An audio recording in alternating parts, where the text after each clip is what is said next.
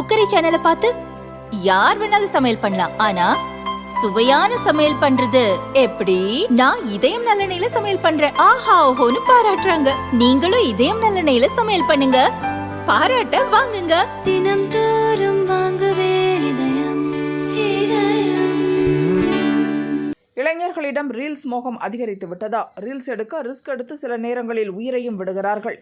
தென்காசியில் அரசு மருத்துவமனைக்கு வந்து அங்குள்ள ஊழியர்களை கிண்டல் செய்து இளைஞர்கள் வீடியோ எடுத்த சம்பவம் பரபரப்பை ஏற்படுத்தியுள்ளது. கையில் கட்டு போடப்பட்ட இளைஞரை இன்னொருவர் தென்காசி அரசு மருத்துவமனைக்கு அழைத்து வந்தார். அங்கு நின்ற ஒருவரிடம் கை உடைந்து விட்டது, எக்ஸ்ரே சென்டர் எங்கே இருக்கு என கேட்கிறார். அவர் வழி சொன்னதும் அங்கே என்ன படம் ஓடுது, அமரனா வேட்டையனா என கேட்டு இளைஞர்கள் நக்கல் செய்துள்ளனர். இந்த வீடியோ சமூக வலைதளங்களில் பரவிய நிலையில் அது பற்றி போலீசார் விசாரணை நடத்தினர்.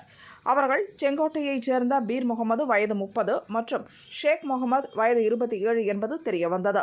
கையில் அடி எதுவும் படவில்லை. ரீல்ஸ் எடுத்து சமூக வலைதளத்தில் போடத்தான் மருத்துவமனைக்கு வந்துள்ளனர் எனவும் தெரியவந்தது.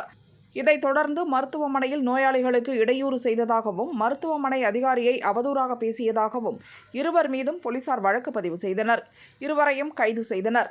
இதுபோல பொதுமக்களுக்கு இடையூறு ஏற்படுத்தும் வகையில் பொது இடங்களில் வீடியோ எடுத்தால் உரிய நடவடிக்கை எடுக்கப்படும் என தென்காசி போலீசார் எச்சரித்துள்ளனர்.